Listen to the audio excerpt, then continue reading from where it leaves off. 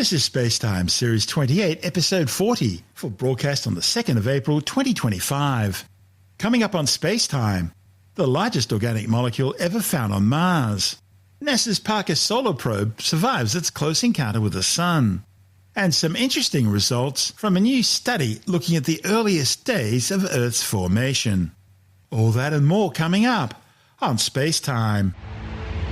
Welcome to SpaceTime with Stuart Gary.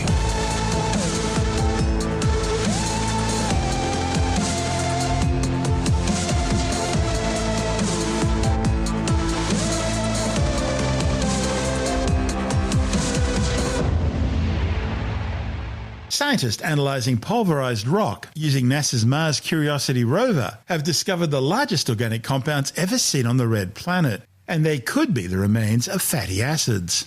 The findings, reported in the Journal of the Proceedings of the National Academy of Sciences, PNAS, expands the kinds of ancient molecules that can be preserved on the Martian surface. And it suggests that prebiotic chemistry may have advanced much further on Mars than previously observed. Scientists reached their conclusion after probing an existing rock sample inside Curiosity's mini-lab and found the molecules decane, undecane and dodecane. These compounds are made up of 10, 11 and 12 carbon atoms respectively, and it's thought they could be fragments of fatty acids that were preserved in the sample. Fatty acids are among the organic molecules that, at least on Earth, are the chemical building blocks for life. Living things produce fatty acids to help form cell membranes and perform various other biological functions. Of course, the thing is, fatty acids can also be made through chemical and geological processes using the interaction of water with minerals in hydrothermal vents. So, no life needed. The problem is there's no way to confirm the original source of these molecules, but still, finding them at all is exciting. The Curiosity scientists had previously discovered small, simple organic molecules on Mars, but finding these larger compounds provides the first real evidence that organic chemistry advanced towards the kind of complexity which is required for the origins of life to have evolved on the red planet. The new study also increases the chances that biosignatures could survive and be preserved in the Martian soil, thereby allaying concerns that these compounds would get destroyed and break down after millions of years of exposure to intense radiation and oxidation. So the discovery bodes well for plans for a sample return mission to the red planet, hopefully by the end of this decade. We know the Chinese are planning for that in 2029. But a joint American and European mission has been put on the back burner because of costs. Nevertheless, bringing Martian samples back to Earth would allow scientists to examine them using far more extensive and sophisticated equipment than what can be incorporated in a Mars rover. The study's lead author, Caroline Friesenet from the French National Centre for Scientific Research, says the discovery proves that even today, by analysing Martian samples, one could detect chemical signatures of past life, that is, if it ever existed on the red planet. Back in 2015, Friesenet co-led a team that, in a first, conclusively identified Martian organic molecules in the same sample that was used for this current study. The sample, nicknamed Cumberland by the scientists, has now been analysed many times using a range of different techniques. Curiosity first drilled the Cumberland sample back in May 2013 from the Yellowknife Bay Formation inside Gale Crater. Scientists were so intrigued by Yellowknife Bay, which looks like an ancient lakebed, they sent the rover there before heading in the opposite direction to its primary target, Mount Sharp, the central peak rising thousands of metres from the crater floor. And the detour was worth it. Cumberland turned out to be jam-packed with tantalising chemical clues to Gale Crater's 3.7 billion year past. Scientists had previously found the sample to be rich in mineral clays which form exclusively in water. It also has an abundance of sulfur, and that can help preserve organic molecules. And Cumberland has lots of nitrates, which on Earth are essential to the health of plants and animals. And it has methane, made with a type of carbon that on Earth is associated with biological processes. But perhaps most importantly, scientists determined that Yellowknife Bay was indeed the site of an ancient lake, providing an environment that could concentrate organic molecules and preserve them in fine-grained sedimentary rock called mudstone. The study's co-author, Daniel Glavin from NASA's Goddard Space Flight Center in Greenbelt, Maryland, says there's evidence that liquid water existed in Gale Crater for millions of years. That means there would have been enough time for life-forming chemistry to happen in these crater lake environments. The recent organic compounds discovery was actually a side effect of an unrelated experiment to probe Cumberland for signs of amino acids, the building blocks of proteins. However, after heating the sample twice in Curiosity's onboard laboratory oven and then measuring the mass of the molecules released, the authors found no evidence of any amino acids. But they did notice that the sample released small amounts of decane, undecane and dodecane. Because these compounds could have broken down from larger molecules during heating, the scientists sort of worked backwards to try and figure out what structures they could have come from. They hypothesized that these molecules were remnants of the fatty acids undecanoic acid, dodecanoic acid, and tridecanoic acid. So they tested their prediction in the lab, mixing undecanoic acid into a Mars-like clay and conducting a Curiosity oven-like experiment. After being heated, the undecanoic acid released decane just as predicted. The authors then referenced experiments already published by other scientists that showed that the undecane could have broken off from dodecanetic acid and dodecane from tridodecanetic acid. The authors also found an additional intriguing detail in their study related to the number of carbon atoms that make up the presumed fatty acids in the sample. See, the backbone of each fatty acid is a long straight chain of between 11 and 13 carbon atoms depending on the molecule. Notably, non-biological processes typically make shorter fatty acids with less than 12 carbons. But it's possible the Cumberland sample had longer chain fatty acids. Problem is, Curiosity's lab simply isn't optimized to detect these longer chains. The authors say that ultimately there's simply a limit as to how much one can infer from molecule hunting instruments that can be fitted onto a Mars rover. Glavin says they now need to take the next big step and bring Mars samples back here to Earth so that bigger, better equipped labs here can finally settle the debate about life on Mars once and for all. This report about the exploits of the Mars Curiosity rover from NASA TV. The Curiosity rover set out to answer a big question. Could Mars have supported ancient life? Now we know the answer, but there's still so much more to learn. I'm Raquel Villanueva, here with Curiosity Deputy Project Scientist Abigail Freeman. Well, Curiosity landed at the base of a big mountain named Mount Sharp that is made of layers of rocks. So we're climbing the mountain to give us a snapshot of Martian history. We've climbed over 2,000 feet in elevation up the mountain. We're all the way up in these hills now. It's pretty spectacular. With all that climbing, how is Curiosity doing? Pretty good, actually. The arm and the drill and the rover, they're a little bit arthritic, and our wheels are a little bit beat up. And how do you decide where the rover is going to go? Do you work with other NASA missions? You know, the data from the Mars orbiters have been really helpful. The spectrometers, that's the kind of instrument on Odyssey and Mars Reconnaissance Orbiter, have told us where the interesting minerals are and where the best places to go to look at changing environments are. And then in particular, the cameras on the Mars Reconnaissance Orbiter, they're so good and they're so helpful at allowing us to find the safest way that we can climb this mountain. What would you say is the biggest discovery your team has made? You know, Curiosity was sent to Mars in order to answer a really big question. Did Mars have all of the ingredients that we know life needed? And not only have we given that answer a definitive yes, but we've also seen that those ingredients were around for tens of millions of years. And what's next for Curiosity? We can see from orbit that we're getting to a place in the mountain that likely records a pretty dramatic change in the sorts of environments that were around. You know, the lakes that once filled Gale started to dry out, and we're getting to that period in time. So we're really interested in answering how long did these habitable environments persist as Mars and Gale Crater went through these pretty big climate changes. I just can't wait to see what's next. We've seen hints that the rocks are going to be very different very soon, and so I'm really curious what we're going to find. And in that report from NASA TV, we heard from Curiosity Deputy Project Scientist Abigail Freeman.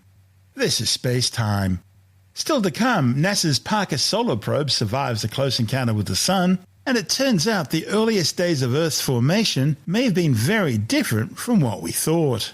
All that and more still to come on SpaceTime.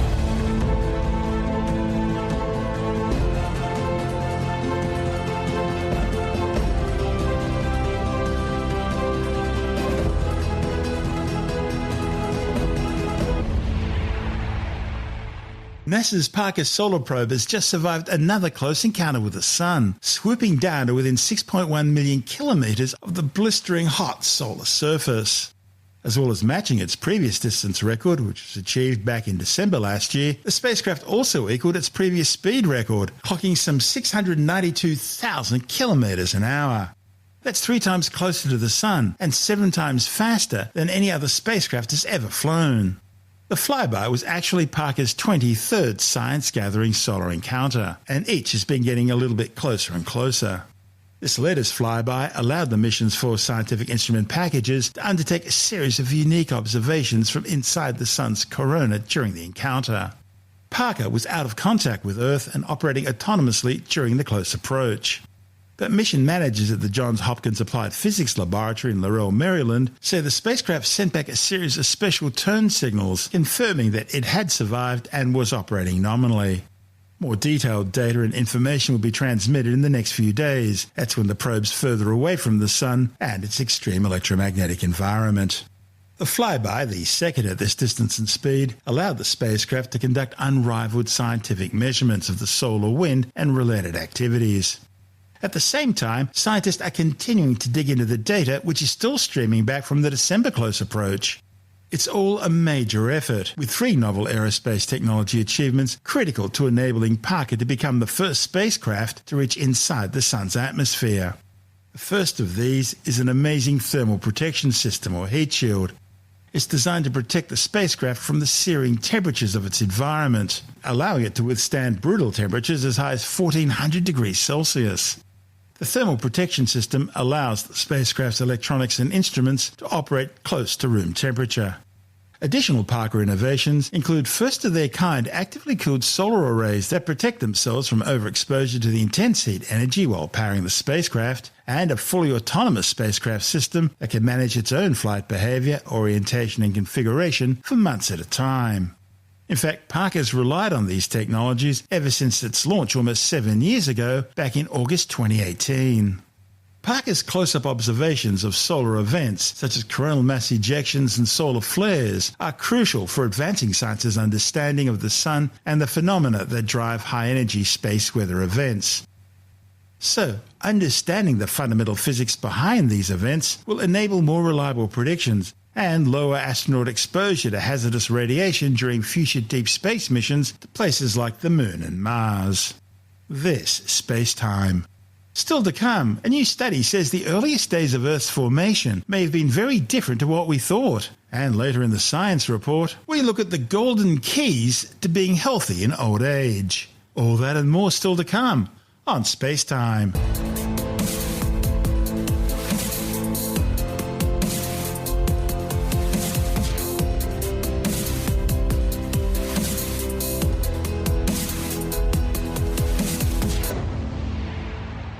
Scientists have found that planet Earth's lower mantle may have been formed under very different dynamics than what had originally been hypothesized, with evidence of what appears to be low pressure rather than high pressure crystallization taking place.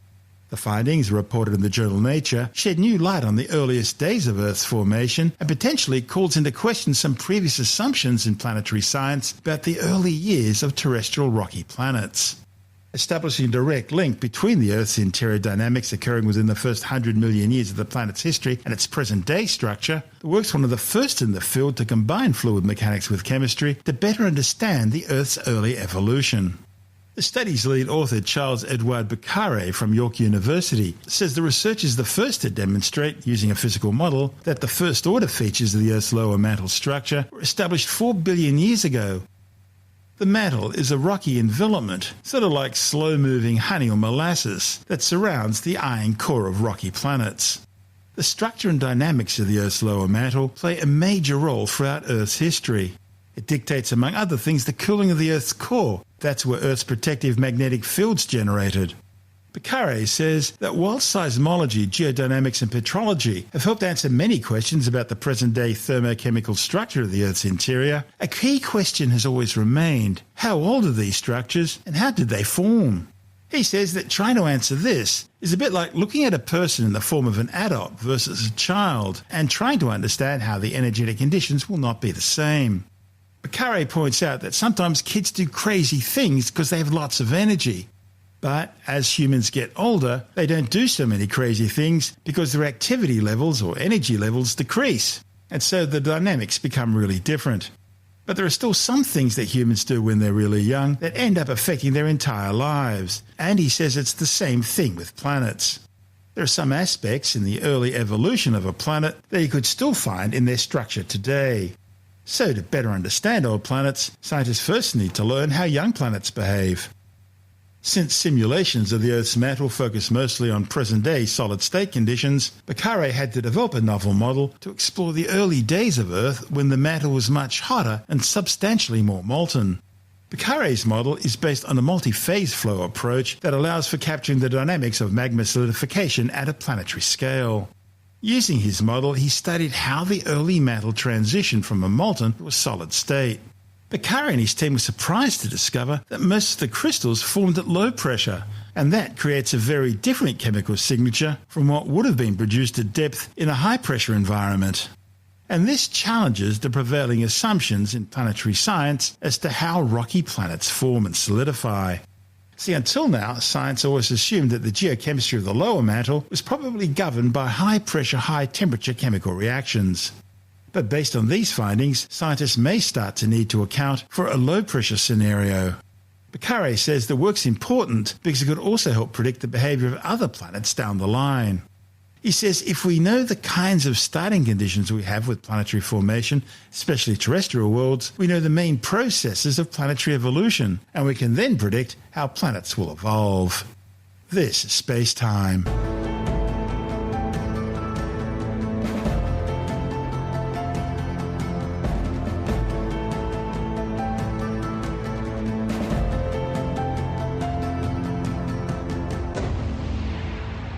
And time now to take another brief look at some of the other stories making news in science this week with the Science Report. A new study warns that the amount of dissolved oxygen in the world's lakes has declined profoundly since 2003. The findings, reported in the journal Science Advances, shows that heat waves and the overall warming of the climate is contributing to this change. The authors used climate data and satellite images to model how much climate factors have influenced the oxygen levels in more than 15,000 lakes.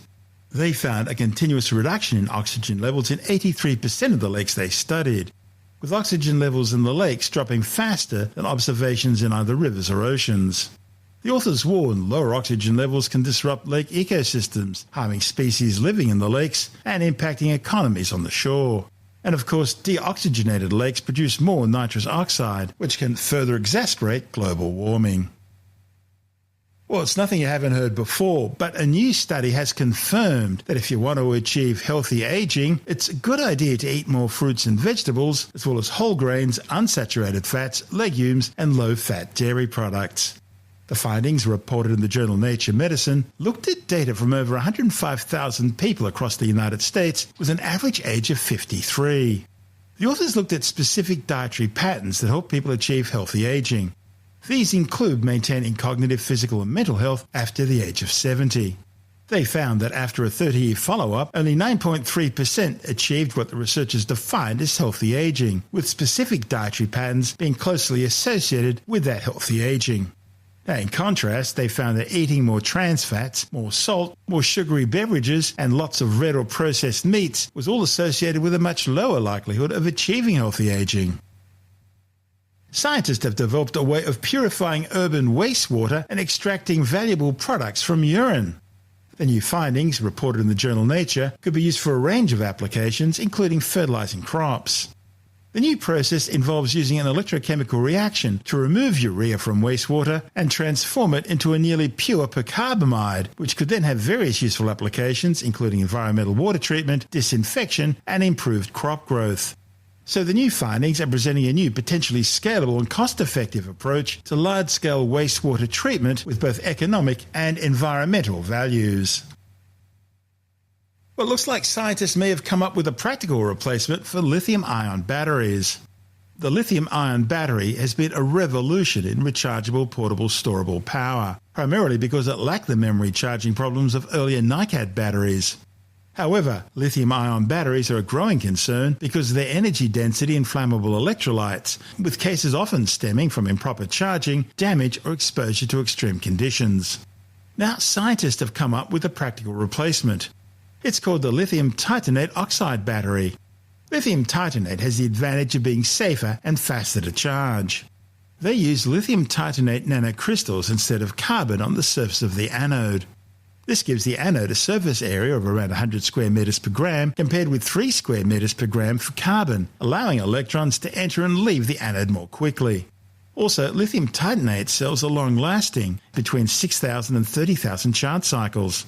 They're already being used in many military applications, and some Japanese electric cars are now also being fitted with them. But lithium titanate isn't perfect. The disadvantages include lower energy density, resulting in lower inherent 2.4 volts instead of lithium ion's 3.7. With the details, we're joined by technology editor Alex Zaharov-Reutt from TechAdvice.life. Now, these batteries actually have been in use by NASA and the military for some decades, but they weren't commercial or commercially available because technology just hadn't advanced to a degree that you could replicate as easily as lithium ion. Now, lithium ion has a problem in that if you put a nail through the battery in the back of your phone, it'll have a runaway thermal reaction where you'll have this outgassing of very toxic gases. And we hear about people with scooters. They charge them inside their houses. They leave them on the charger all night. They maybe have third-party batteries, or the batteries themselves have been damaged because on scooters, you're banging on curbs and it's just a rough sort of environment for the battery. And they go off, and if people have died, their houses have been burnt down. And so people are wary of modern mobile batteries, especially if it's very cold, they don't charge. I mean, we heard about cars that don't charge in the very cold American winters. And lithium titanate has a few serious advantages. One, it operates in those minus 20, minus 30 degrees Celsius temperatures, which are very bad for lithium-ion batteries, and they operate at high temperatures as well. They recharge to full in approximately 20 minutes. If you damage them with a nail, or if they get broken in an airplane seat, they will not have the runaway thermal reaction. And then on top of all of that, a normal mobile phone battery lasts about 1,500 cycles before it starts getting to about 80% of its life and, discharges very quickly. We've all experienced a phone that is not holding anywhere near the charge you got when it was new. And of course, you can buy a new or third-party battery. But imagine if you could have a battery that lasted 10 or even 20 years before you needed to replace it. Lithium titanate batteries have a recharge cycle not of 1,500, but of 20,000 cycles or more. There are some robot prototypes from 30 years ago that are still working to this day because they had lithium titanate batteries. So Toshiba is one of the companies that is commercializing this, going to be using it in power tools that use rechargeable batteries. We'll see these things in cars and in scooters. And the company behind it is called propervoltage.com. It used to be known as ZapBat, BATT.com. And they actually have an operating system that can interface with any sort of battery and produce the correct sort of voltage for any sort of application. So it's kind of this universal translator between different sorts of batteries and different sorts of electronics. In the past, you had to match them very carefully and closely together. But with this operating system merged with this lithium titanate batteries, it's going to be the revolution we've been waiting for in battery technology, but it'll still take a few years before it's everywhere. But it's a great example of that famous saying that from William Gibson, the guy who wrote Neuromancer. He said, the future has already been invented, it just hasn't been widely distributed yet. Well, lithium titanate's time is on the very cusp of being widely distributed, and the battery problems of the past 10 years are going to fade away into non-existent. They'll be distant memories. That's Alex Zaharov-Reutt from TechAdvice.life.